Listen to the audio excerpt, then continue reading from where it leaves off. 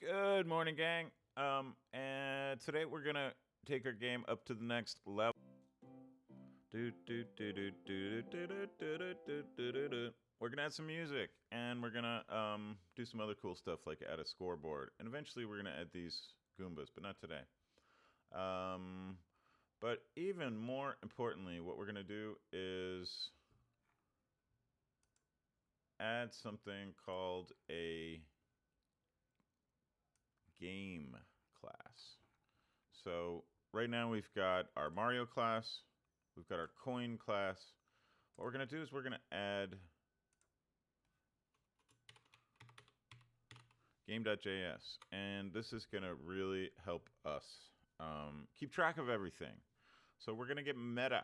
We're going to have a God component here. Our game is where we're going to keep everything. And so what we're going to do in this video is take all this stuff that's in our main sketch file and basically try and move it all, anything we can, we're going to try and move it into something called our game. So just like we've had in the past, the ability to keep track of where our character is, what our character is doing, is our character jumping, does our character have any coins? We're gonna actually put our character inside of our game, and we're gonna this is where we're gonna track all the interactions that our character has with the environment. So we're gonna create this class called game, and we're gonna make sure to import it into here. So we're gonna want to put it after the things that it's going to want to import. So this sketch is going to import our game is going to import our Mario and our coins, and probably use this load image utilities and all the rest. We're also going to add some other files too. So let's just go ahead and make all those files now. And let me just make sure I'm on the right branch here. Yeah, we're on the game class branch, which is good. So I made a new branch, and to do that, I just went ahead and said git checkout -b, and then I can give it a new branch name. And one thing that I've talked about in some other videos, you can look up git branching on this YouTube channel. Is this idea of using branches, and I'm using branches in a non-normative way here. I'm actually maintaining these branches permanently, so you can navigate to them on the website, on the GitHub website, and see where you are. But you can also just create branches when you're trying something new. It's a good idea usually to go git checkout b and -b and give it a new branch. And then if you want to, you can merge that into your main branch later. So what we're gonna do is let's just look at our sketch and think about like stuff that we can put in. We can actually take this background here and put that in our game. So we can just, so basically all this stuff we're gonna replace with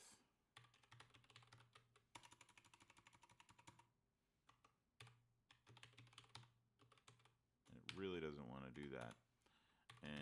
And we'll probably also have a game.update.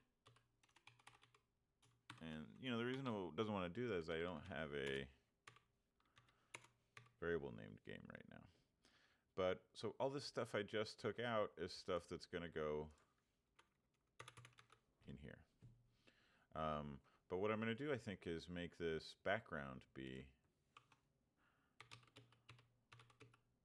its own class. So we'll say new background. And that means I'm going to have a background class over here.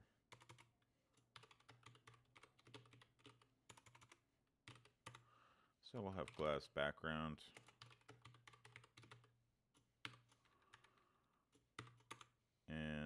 And in this class background, it's going to have a constructor. Pretty much all these files we're going to make today, and we're going to make a bunch of them. Oops, I goofed. All these files are going to look like this. They'll have a constructor, they'll have a render method, And, you know, they may also have an update method. This background doesn't need it, and a couple of other screens probably won't need much in the way of actual state in here. One thing that I haven't talked about, but we've been doing, is we've been putting all of our actual so-called side effects into this render method. And anytime we're drawing something on the screen, we want to put that into a render method so we can keep that stuff separate. And so this is going to be, yeah, this is all for the background. So this is going to be the sky and the ground. And it's not really doing much, but we could do a lot with it. We could animate it. We could do all kinds of things with it. And so for now we can leave it like that. I think eventually what I'm going to do is make these colors into settings, but we'll get there in time. What else are we going to have? You noticed we had a screen when I started up that was showing some text. So I'm just going to call that an overlay. And that way, you know, we can actually use it twice. We can use it also when the game's over.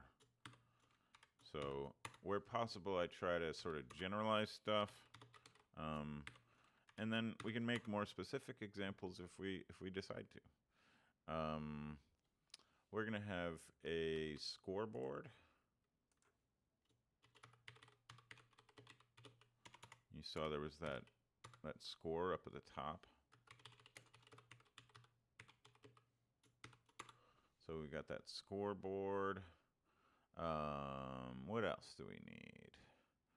We need, maybe we'll have some game settings. So I'm just gonna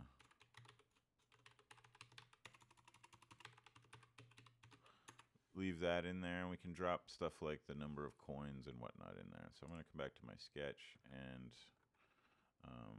let's just do that. We'll put that in our game settings, so we'll know where we can go if we're like, I want to change the number of coins. I'll just change it in my game settings and then import that data in where it's needed. And where it's going to be needed is in my game. So what I'll do is also create this dot.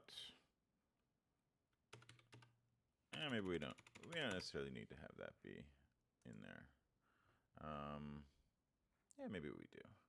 So let's just see here. We're gonna say we'll keep the images in here, and we'll pass them in.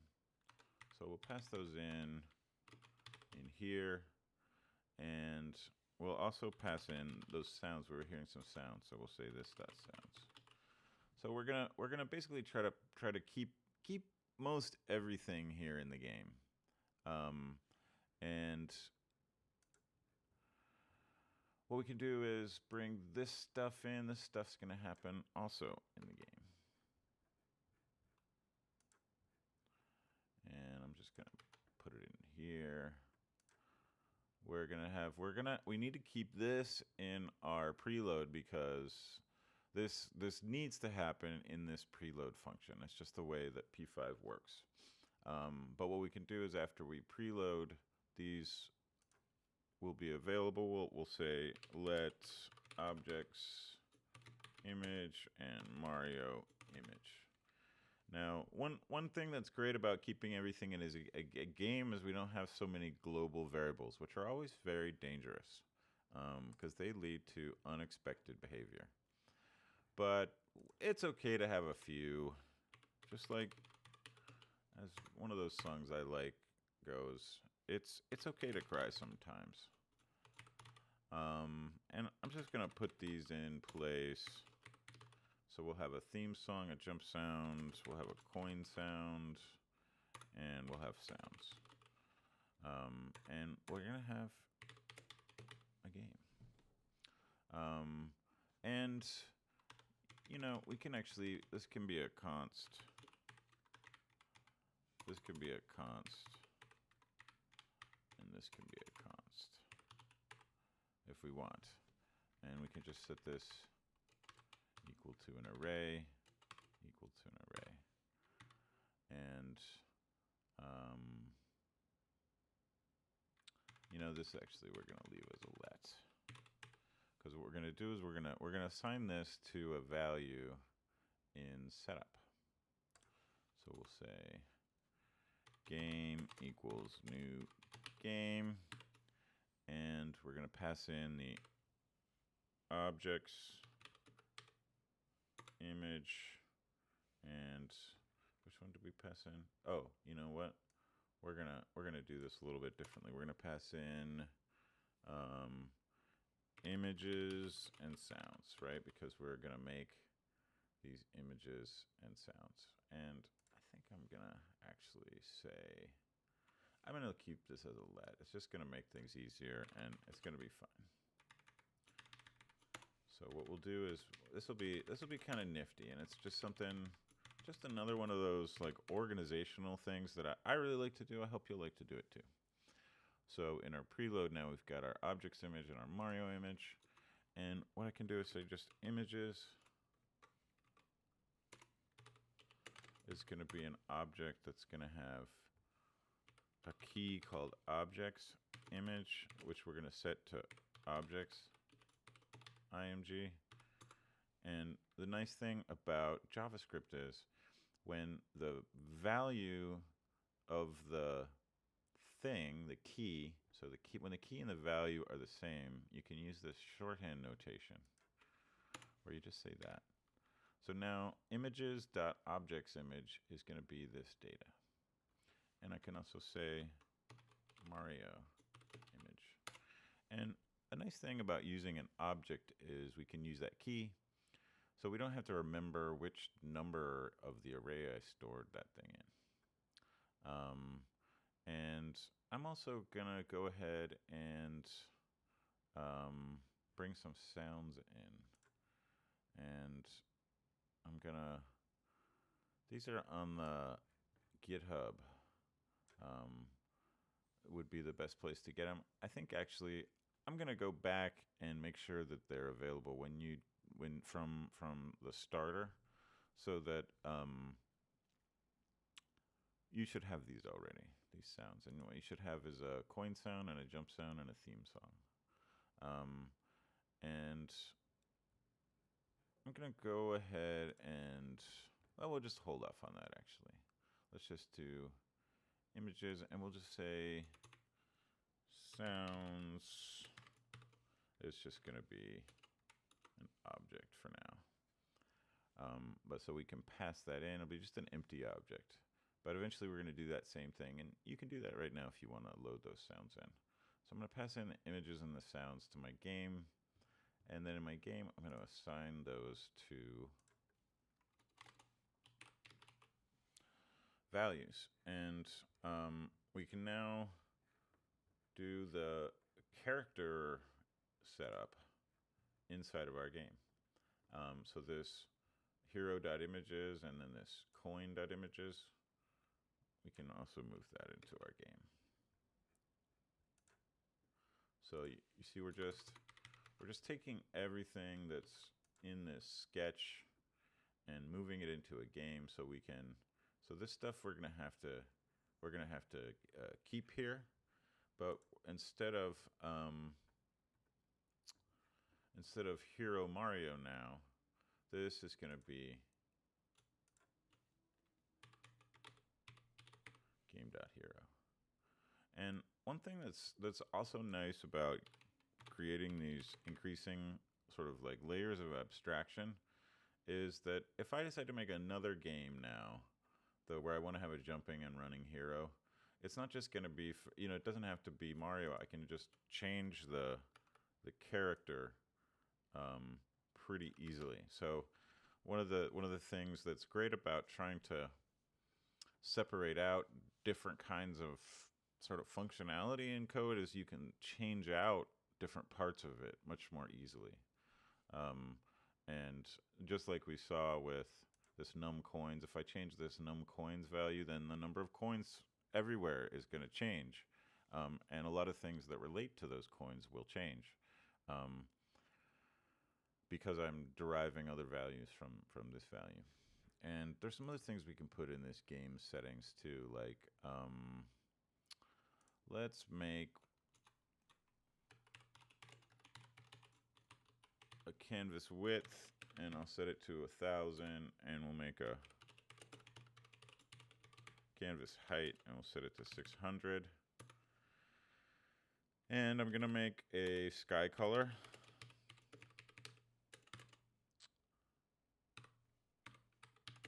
I'm gonna store this in an RGB array. I'm gonna make a ground color. Oops.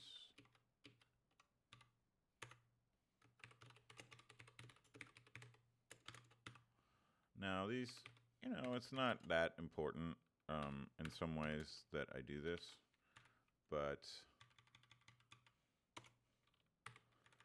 I just like it. I just like it this way. I like to be using variables and try to keep all my numbers in as few places as possible. So these would be some values we can use. Now we can use sky color and ground color in that background we made.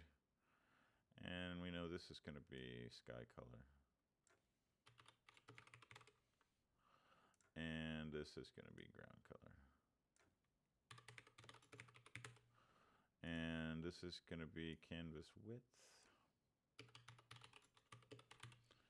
And this is going to be canvas height minus ground level. So now we can make this be ground level. And we can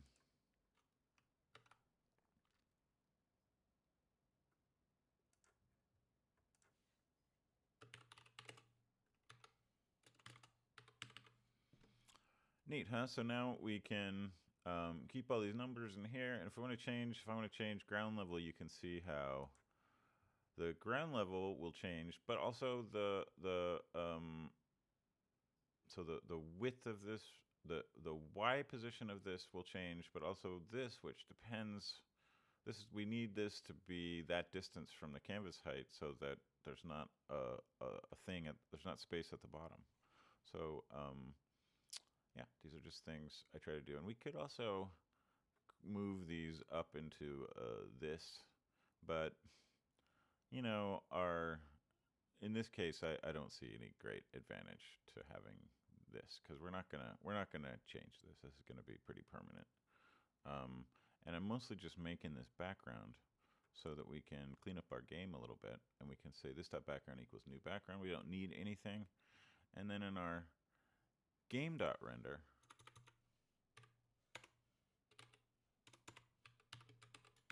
we can call back this dot background.render. And I'm just going to keep building out this game, and we're going to add the other stuff too. So we'll say, and I think I'm about push this down a little bit. We'll say this dot Mario images equals load Mario images, and remember that's the function we wrote in here that's going to take in the Mario image and grab chunks of it that we want. And as you maybe remember, my jump weren't really working, but at some point I'd probably go back and make those work better, so we can have jumping images. And so I'm just going to keep that, and we'll pass in here, we'll pass in images dot this dot images dot Mario image, I think. Is that right? Let's take a look. In our sketch, we had this, so Mario image. Okay, so we're going to say this dot images dot Mario image. And let's just take a look. Dot Mario image. So we're going to bring it in, store it in there, and then we're going to put that in there. And we can also say this dot coin images.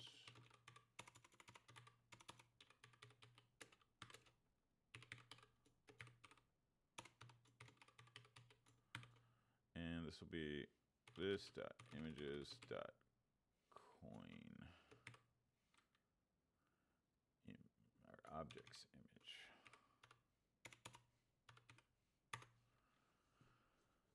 And you know, it's nice thing about VS Code is making those nice helpful suggestions for me.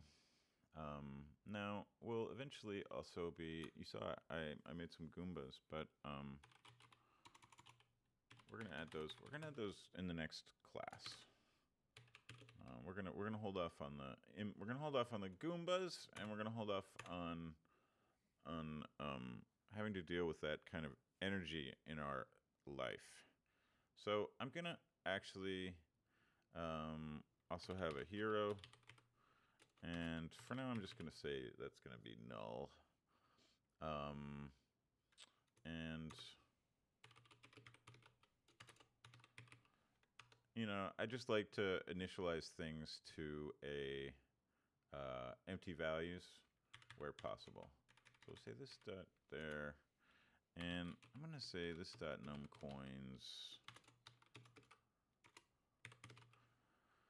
and what else? What else? So I'm gonna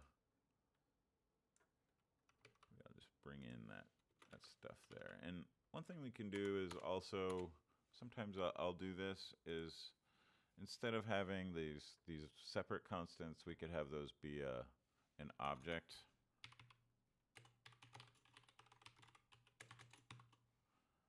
Which would have keys. And you know, I think I'm gonna do it. And so we'll say canvas width, canvas height, num coins, sky color, and I'm gonna make another line here. We can do whatever we want to with JavaScript, but I just like to say, like, somehow keep visually track of them, and ground level. So now we're just gonna have these game settings, and let's see if our game settings, we're gonna need to import all that stuff. So we need to have script source for game settings. We need to have one for the background. We need to have one for the overlay.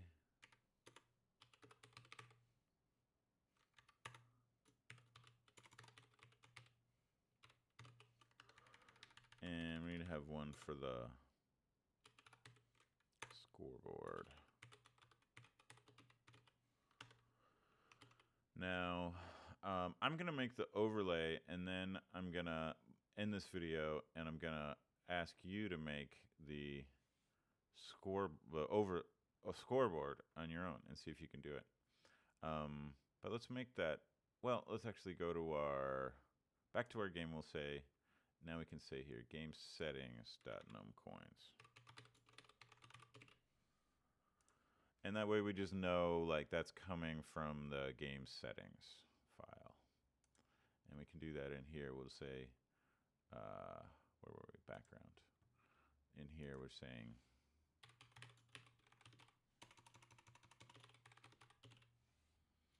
for all these things, we'll just say game settings, and that way we can keep track of that.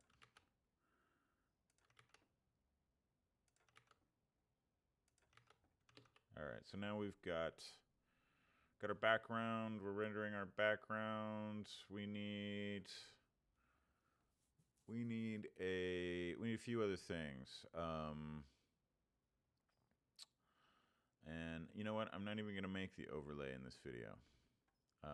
This video is going to be too long anyway, but I'll do that in the next video.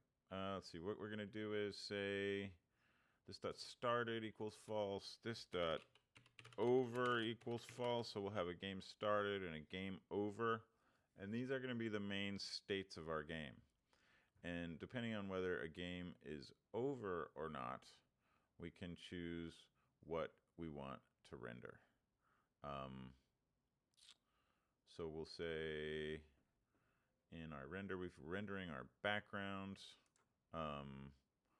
We've got our scoreboard. We're not going to render that yet, but eventually we'll have a render scoreboard here. So that's always going to get rendered. And we're going to have this dot coins. And I think I already wrote this out down below. Right? This dot coins for each. Coin dot update, coin dot render. Actually, that's just going to be coin dot render. So that's nice too. So we can just say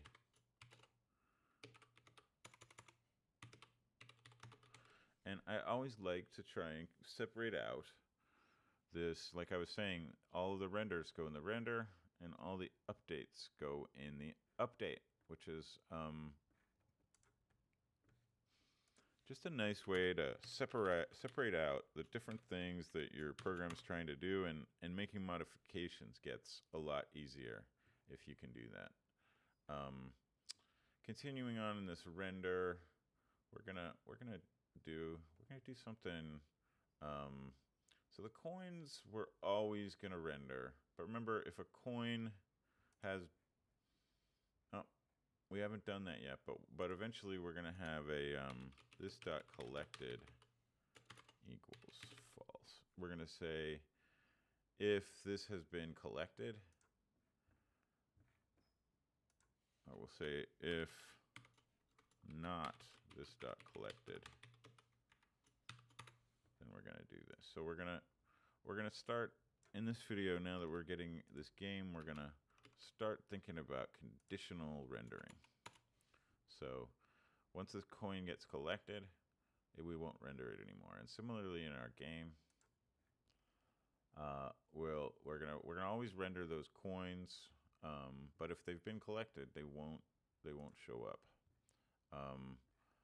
We're gonna say if this dot hero, because what we're gonna want to do is draw a new hero each time through. If there's a hero, then we're going to render the hero. And we're going to say if this game hasn't been started and it's not over, which it currently is, it hasn't been started because started is false, and this over is also false. So these coins we're gonna actually have to create. Come back to that. If those haven't, then we're gonna say this dot start screen dot render, and we'll say if this dot over, then we're going to say this dot game over.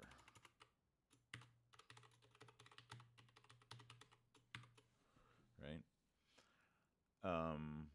So we need to make those. We need to make that game over screen and that start screen. So we're going to basically say in our render method that's going to get called in our sketch, we're going to call game.update, and we're going to call game.render in the draw loop. So the game's constantly going to be updating and rendering. And because we've got this new game state where we've got started and over values, we can check to see if the game's over, we want to show the game over screen. If it's not started and it's not over, we want to show the start screen. But if there's a hero, we want to render the hero. We always want to render the background and the coins. Hey, there's other ways we could do this,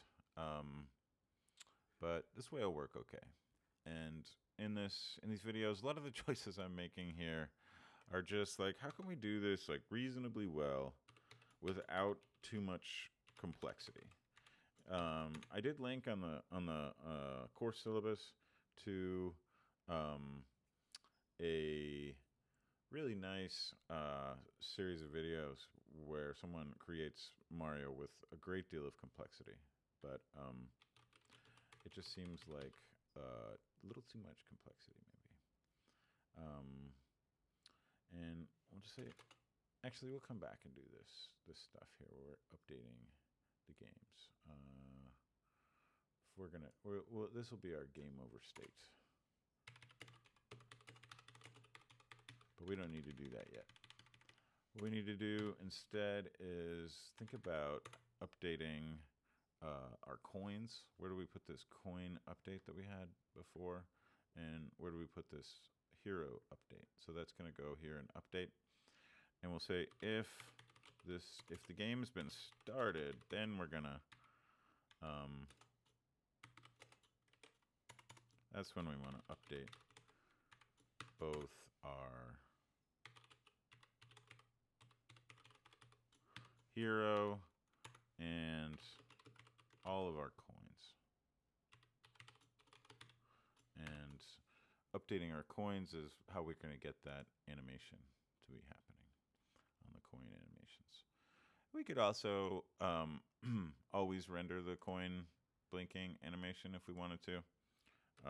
I guess it's sort of your choice. And here we'll just say coin.update. So we're using, again, that for each loop, and we're just going to loop over each one of those coins and update each one. And you can see how it's just, to me, that's so nice to have that syntax, as opposed to your traditional for loop where I'd have to write, you know, a lot of for loops. Each one of these would be a for loop. It just makes the code longer. So I'm going to need the scoreboard in here as well. You know what? Let's just go ahead and do it.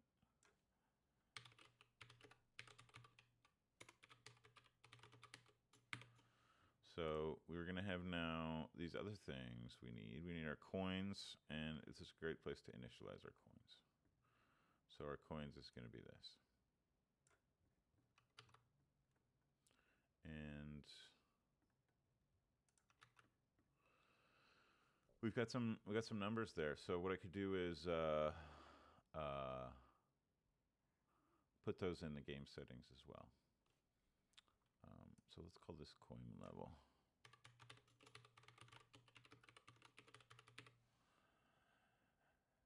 And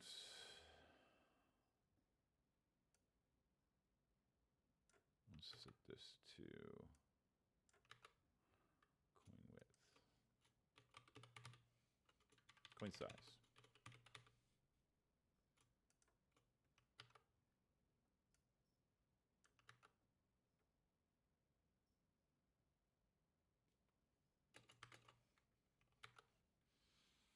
All right, so now I just added a little bit of padding on the left-hand side. So this doesn't ever start at 0. It'll start a little bit over. So now we got this game settings.coin size and coin level to add. And we'll just say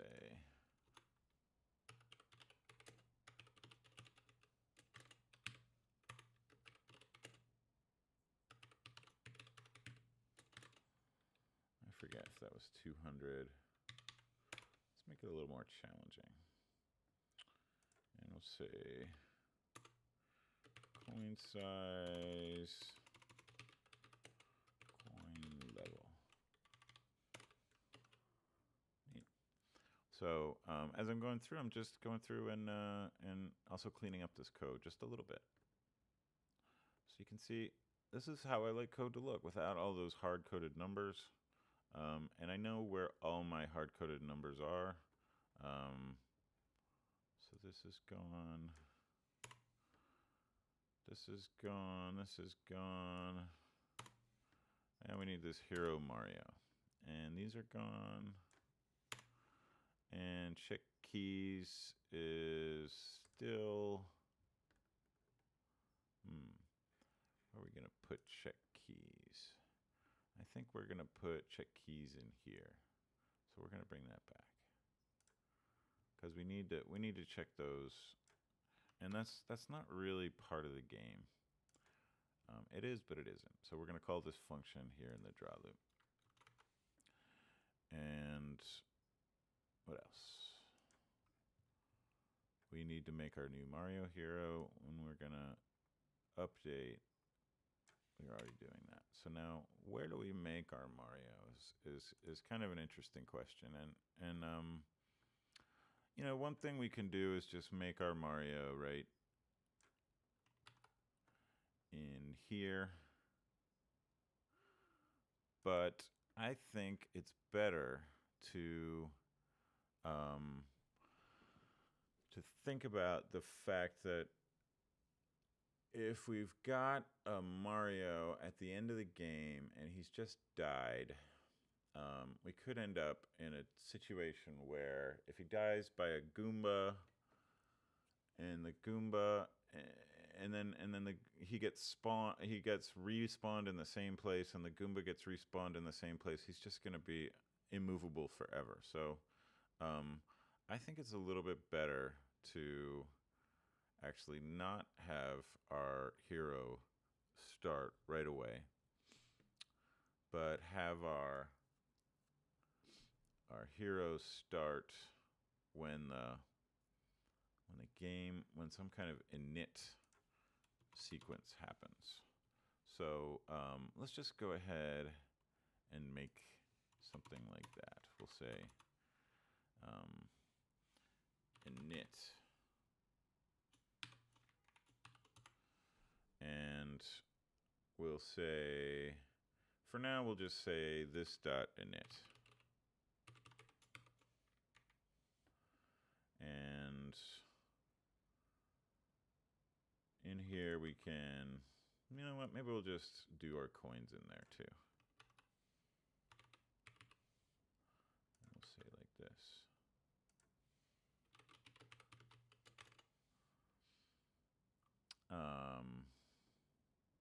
So we'll say this dot coins, and we'll say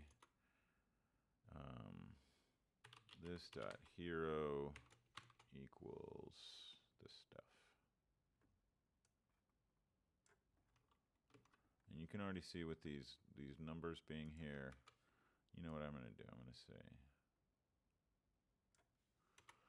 this is going to be game settings dot hero start x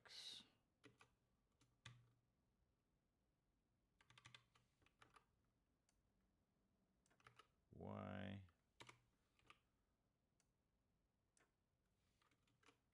size. Nice. And then we'll just come over here to our game settings, and we'll have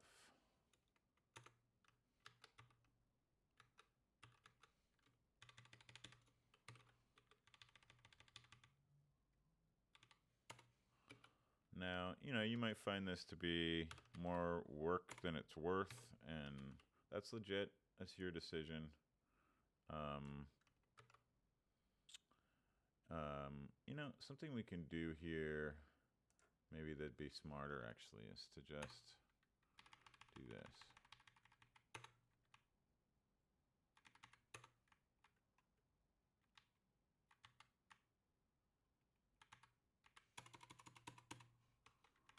So, you know, a lot of this that I'm doing as I go along, just merely refactoring, is just sort of a necessary part of, I consider to be a necessary part of writing code. You can set out to think about everything you want to do in advance, or you can just kind of be flexible. And I prefer to just be flexible. Shoot, what was that number? The hero start. Let's see, I think this was going to be 200, 280. I think that's what I had before, and the hero size was 120. So now we can just, I'm just going to move all these numbers down here. I should have, as I said, should have started out that way.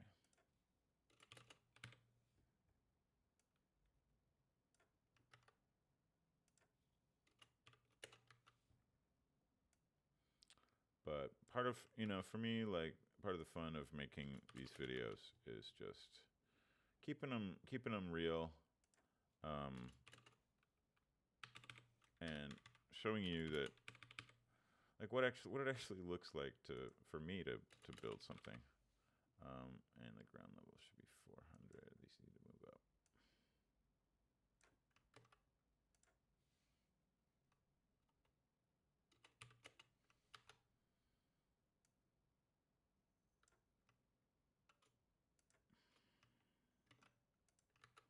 Okay. So now we've just got that configuration object,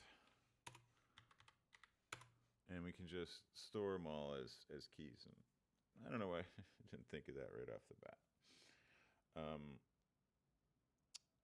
Let's see, what else do we need? So we got our hero. Let's see if we can get this to show up before we call this video done.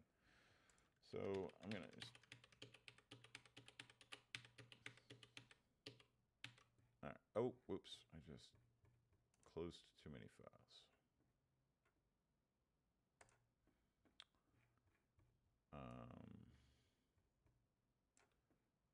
And where were we? So we've got our game settings, heroes.y. We've got a new hero. We've got a hero updating. We've got a hero rendering. If there's a hero, it's rendering.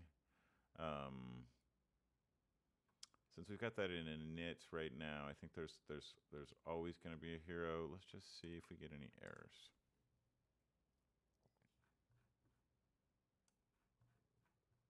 That doesn't look good. So I'll open up my console, and I'll see numCoins is not defined at game.init. So that makes sense. So this is going to be